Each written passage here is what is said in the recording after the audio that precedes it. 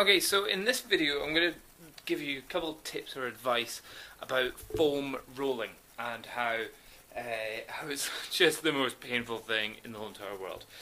Some people, or generally a lot of people, will do foam rolling incorrectly. In other words, let's say for example I'm foam rolling my hamstrings. I would have the foam roller down here, happily. I would lean back, and I go up, oh, and down. I think, yeah, that's good.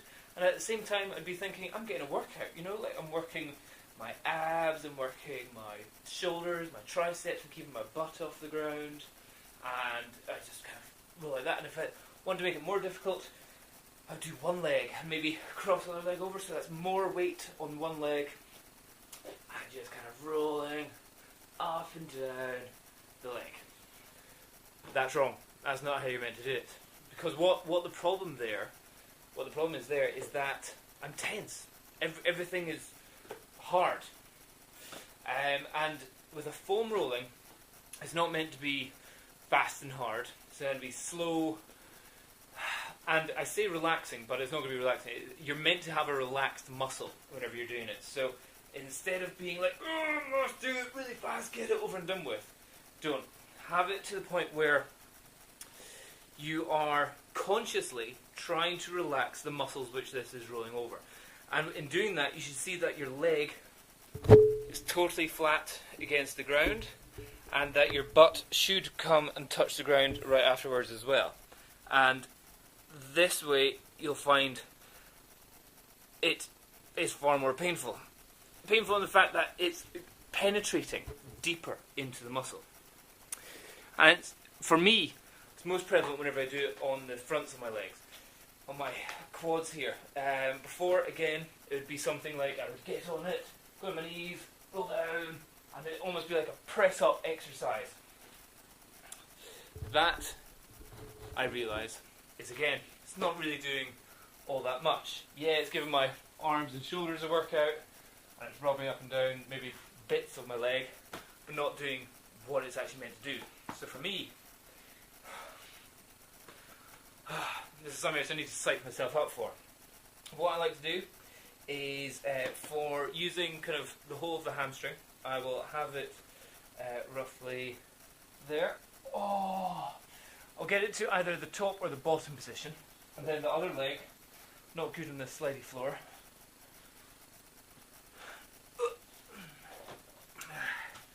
So get it in either the top or the bottom position.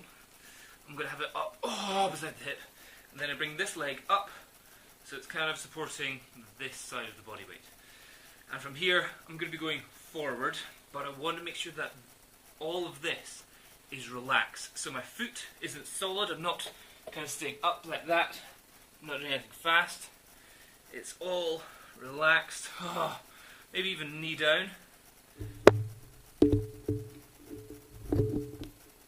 And then just slowly moving forward, making sure, kind of consciously trying to make sure that my the top of my foot is flat against the ground. And oh my god, I'm making sure I don't tense. Making sure I don't tense the muscle which is being squeezed there. And I can't deal with that. I can't deal with that. What's happening? So whenever you're relaxing, your external muscle fibers, because if you think about it like a piece of meat, if you have how is the best way to describe it? Imagine you've got a sausage wrapped in bacon, and that's your leg, or that's your leg muscle. And if you're having it really tight, what's happening is you're just kind of cooking the bacon on the top. But if you do it nice and slowly, then you're cooking all the way into the deep part of the sausage. If that makes that really doesn't make any sense. But if you're doing it slower, the top layer of your muscles are able to relax, maybe spread apart.